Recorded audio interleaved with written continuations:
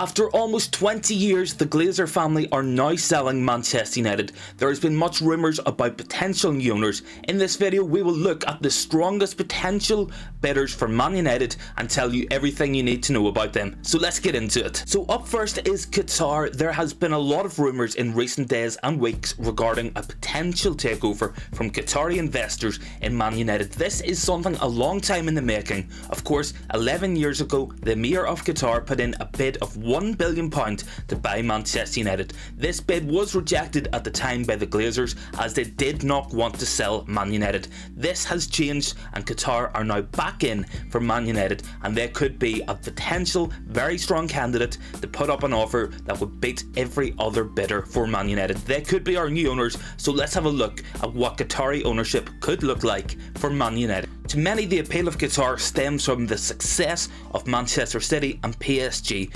following Middle Eastern ownership and investment. Now, should Qatar come in, it is rumoured that the Crown Prince of Qatar will be fronting the group. Now, this will be in a role similar to what we see of Sheikh Mansour at Manchester City. So if Qatar do come in, it will be a hands-on ownership. They will appoint the best in class and they will have so much money to invest in the squad and also into the new stadium, new training facilities, something United have desperately needed. Now, of course, with Qatar there are allegations of potential sports washing, something that I'm not keen to see at Manchester United. So if there are investors coming in from Qatar, I would prefer it to be private individuals, and that is what we are seeing at the minute. Mike Keegan, of course, from the Daily Mail has once again confirmed that it would be private individuals coming in from Qatar who would be looking to invest in Man United. This would free Qatar from the remit of UEFA legislation, and it would be a way around Qatari ownership of Man United and PSG, so there would be no conflict of interest on paper.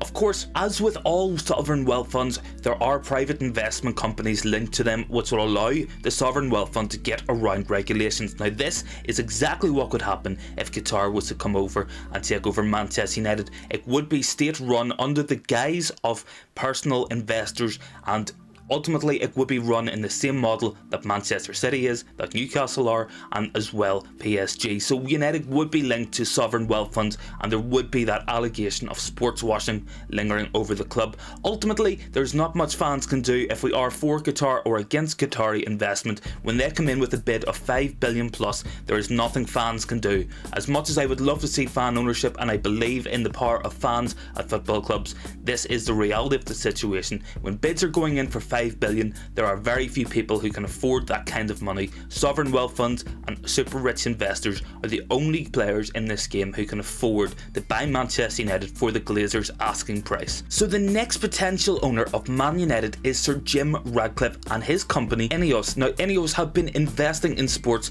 for the last couple of years. They have an F1 team, they have a cycling team, they own Nice in the French league, and they are heavily interested, and they were the first company to declare their interest in buying Man United. There's a lot of misunderstanding of what Sir Jim Ratcliffe's ownership of what Man United could look like, so let's have a look at what are the facts of this situation. So yesterday, details emerged that Jim Ratcliffe had the backing of Goldman Sachs and JP Morgan Chase, two of the biggest investment banks in the entire world. Now, of course, when banks are involved, there is usually loans and debt to be expected, and this is no different. So what this means is that Ineos will go to those banks, secure a loan to cover potentially the debt of Man United, the interest of Man United, and maybe even take out further loans on their own company to build a new stadium and new training complex for the club. This would be taking United's debt and putting it onto Ineos, so United would be debt free and we could operate at our full capacity. We would no longer be hamstrung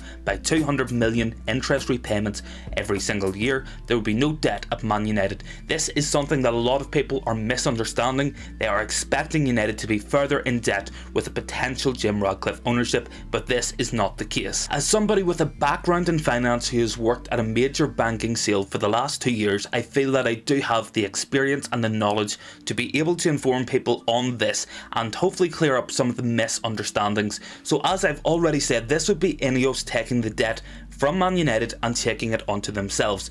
Now, as we know, whenever you invest in something, you hopefully want to see return. Now, the return will come in the form of capital appreciation. This is where your money grows. This is where your assets value increases.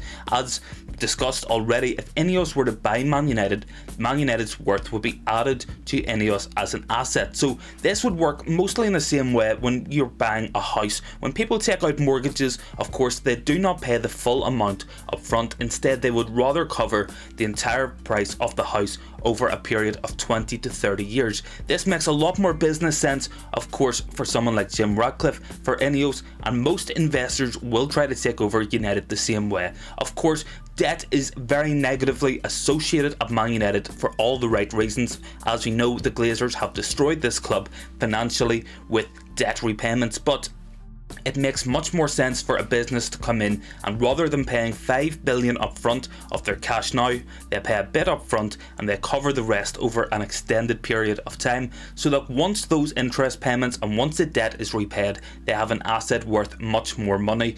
As we know, if you bought a house in the 1990s, the 1980s, you took out a mortgage, you paid it off, and it is worth a lot more than it was then. This is how it could work with a potential takeover for Man United. There are concerns, of course, about Jim Ratcliffe's ownership. He doesn't have the same degree of money as the Qataris would, for instance, so the money wouldn't be available straight away for a new stadium or for a new training complex. United would be able to compete more in the market without the debt repayment and the interest rates, but there are major concerns about Jim Ratcliffe. As we know, things haven't gone perfectly well at Nice. They really have struggled this season, and ultimately they did expect to be higher up the league table over the last couple of seasons. So that's my piece on Jim Ratcliffe. I do think it would be a decent ownership of Man United, but everything has to be taken with a pinch of salt. The rumours of US investors coming into Man United is nothing new, and it is something that United fans are keen to avoid.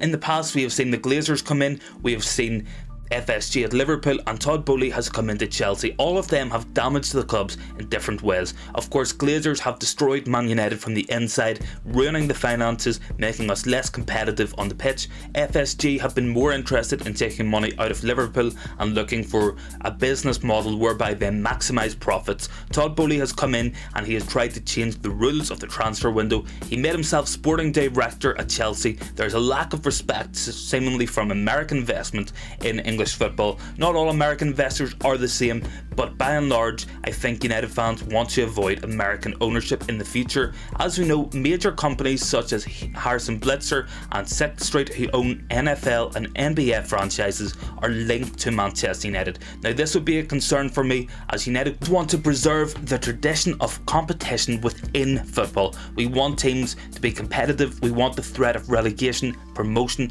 competing for trophies. We don't want to move towards the MLS model, the NFL model, whereby there are no relegations, no promotions. Teams are simply added into leagues with no real competition except for to win it. United fans and football fans, we have already seen this happen. We've seen the trying of the European Super League to come into fruition, whereby there are no relegations and teams are guaranteed spots in that competition. We don't want that. The tradition of European football and the European competitions is so important to the history of Man United. Of course, winning 3 Champions Leagues, the treble night in Barcelona, and of course recently it is the anniversary of the Munich air disaster, something so important to the cultural history of Man United. We want owners to respect that, and there is a big fear that American investors will try to move away from that model, move away from the past and the traditions that make Man United the club they are. United fans cannot take this, and US investors would be the bottom of my list in terms of potential new owners of the club. So there you have it. Those are the most likely new owners of Man United: Qatar, Jim Ratcliffe, or potentially US investors.